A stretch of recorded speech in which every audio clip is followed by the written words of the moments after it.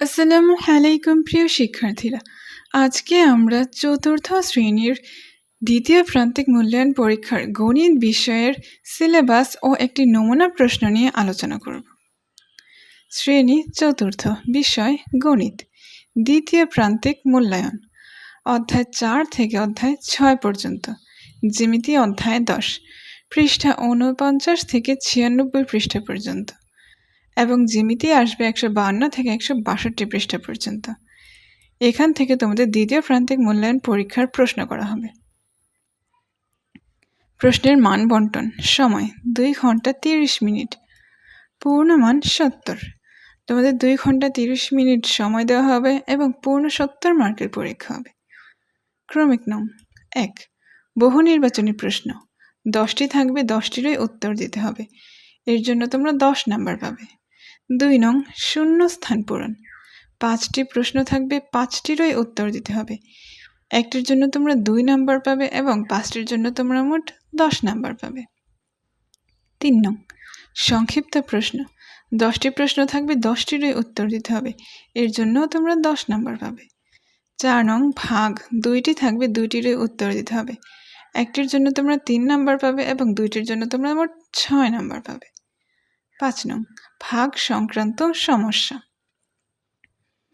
ভাগ এর অধ্যায় থেকে প্রশ্ন, 3টি প্রশ্ন থাকবে, 2টির উত্তর দিতে হবে, একটির জন্য তোমরা 6 নাম্বার পাবে এবং 2টির জন্য তোমরা মোট 12 নাম্বার পাবে।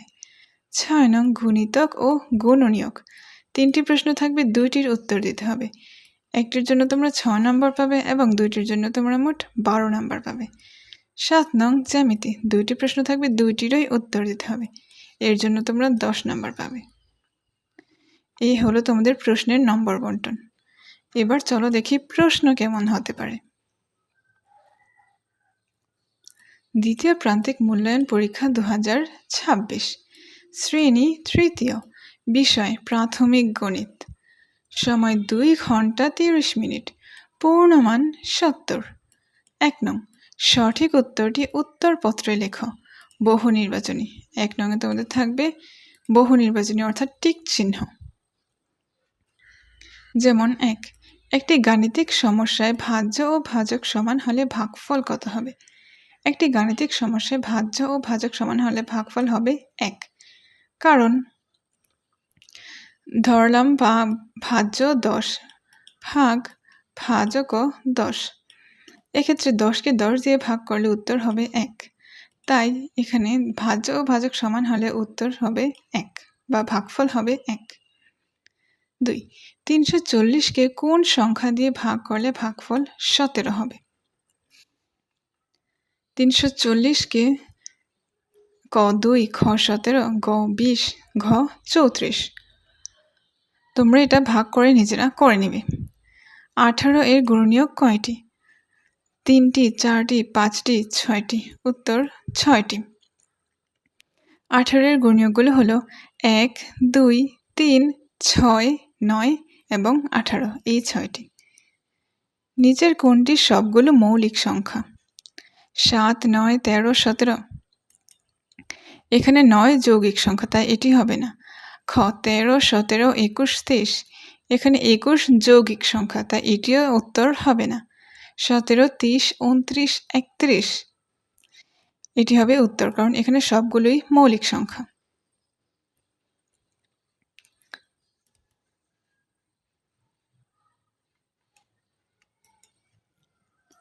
নিচের কোন সংখ্যাটি 2 দ্বারা বিভাজ্য?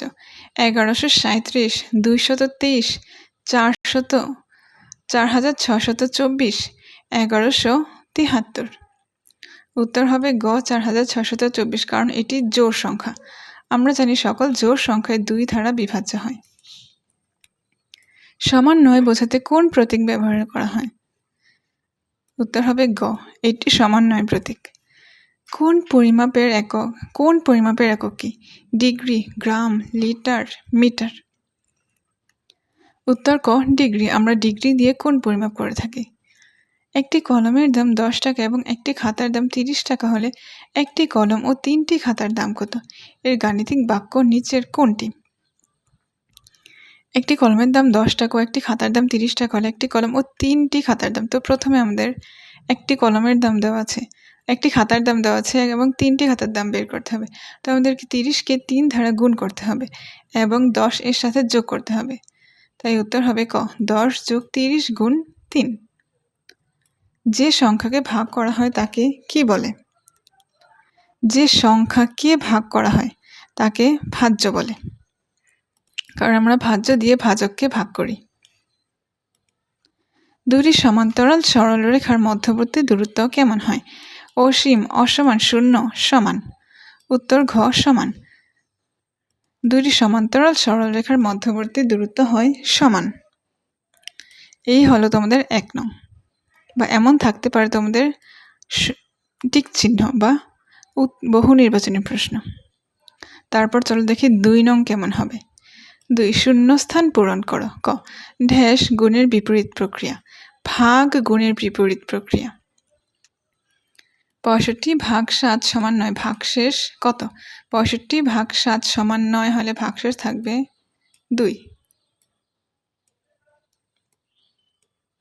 11 সংখ্যাটি ড্যাশ ও ড্যাশ এর গুণিতক।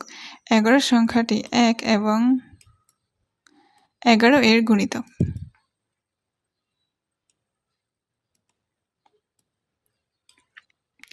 180 ডিগ্রি কোণকে ড্যাশ বলে? 180 ডিগ্রি কোণকে সরল কোণ বলে বা এক সরল কোণ বলে।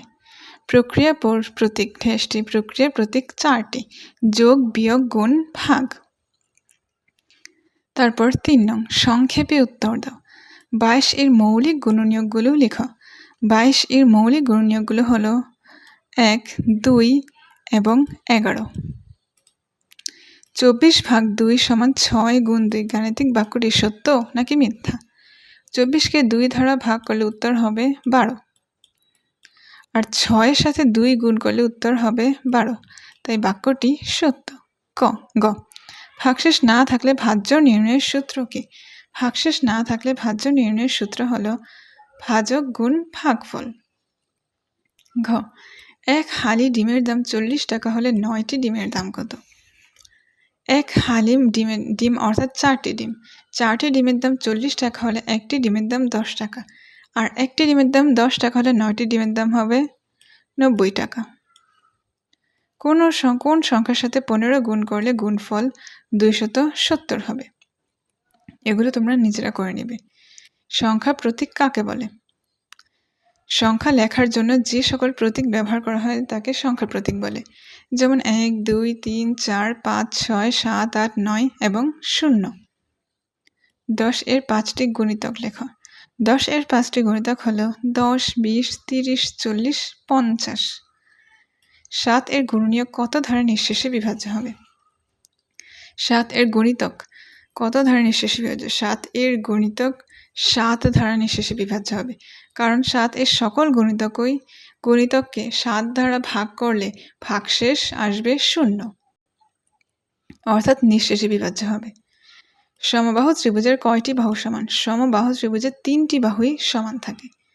কোন ত্রিভুজের সবগুলো কোণ 90 ডিগ্রি এর ছোট? সূক্ষ্মকোণী ত্রিভুজের সবগুলো কোণ 90 ডিগ্রি এর ছোট হয়। তারপর 4 নং, ভাগ করো। ক, 255 ভাগ 17। খ, 9316 ভাগ 32। তারপর 5 নং, যে কোনো 2টি প্রশ্নের উত্তর দাও।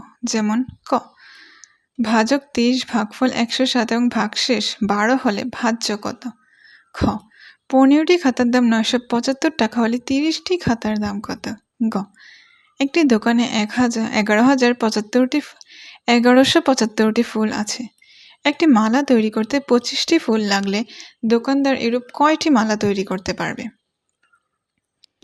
এমন 3টি প্রশ্ন দেওয়া থাকবে, এর মধ্যে যে কোনো 2টি প্রশ্নের উত্তর তোমাদের দিতে হবে। তারপর 6 নং, যে কোনো 2টি প্রশ্নের উত্তর দাও। যেমন ক, কিছু সংখ্যা দেওয়া আছে, এই সংখ্যাগুলো হতে 2, 5 ও 10 এর গুণিতক নির্ণয় করো। খ, রাসেল তার জন্মদিন উপলক্ষে 24টি চকলেট কিনল। সে তার কতজন বন্ধুকে চকলেটগুলো সমানভাবে ভাগ করে দিতে পারবে? এক্ষেত্রে 24 এর গুণনীয়ক নির্ণয় করলে তোমাদের উত্তর চলে আসবে। গ, 32 ও 48 সংখ্যা দুটির গুণনীয়কগুলো লিখো। এগুলো তোমরা এখানেও তোমরা যে কোনো 2টি প্রশ্নের উত্তর দেবে। তারপর 7 নং জ্যামিতি। ক চাঁদা ব্যবহার করে সূক্ষ্মকোণী, স্থূলকোণী ও একটি সমকোণী ত্রিভুজ আঁকো।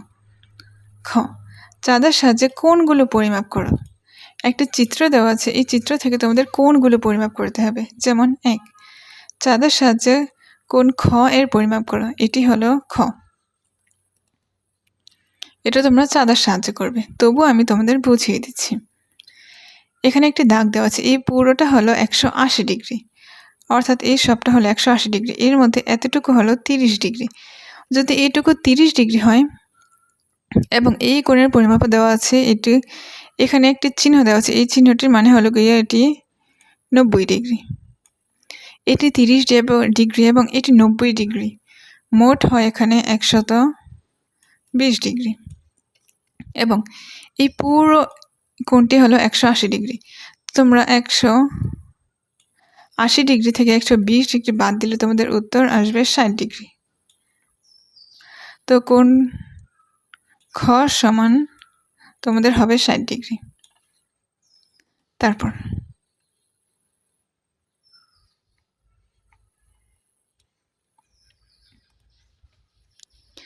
2 দেখাও যে কোণ গ এর মান 30 ডিগ্রি। এটি হলো কোণ গ, দেখাতে হবে এটির মান 30 ডিগ্রি। আমরা জানি বিপরীত কোণগুলো পরস্পর সমান হয়, যেমন এই কোণটি 30 ডিগ্রি হলে এই কোণটিও হবে 30 ডিগ্রি, তাই এটি 30 ডিগ্রি হবে। তারপর 3 ক ও ঘ এর কোণের পরিমাণ নির্ণয় করো। এটা হলো ক, এটা হলো ঘ।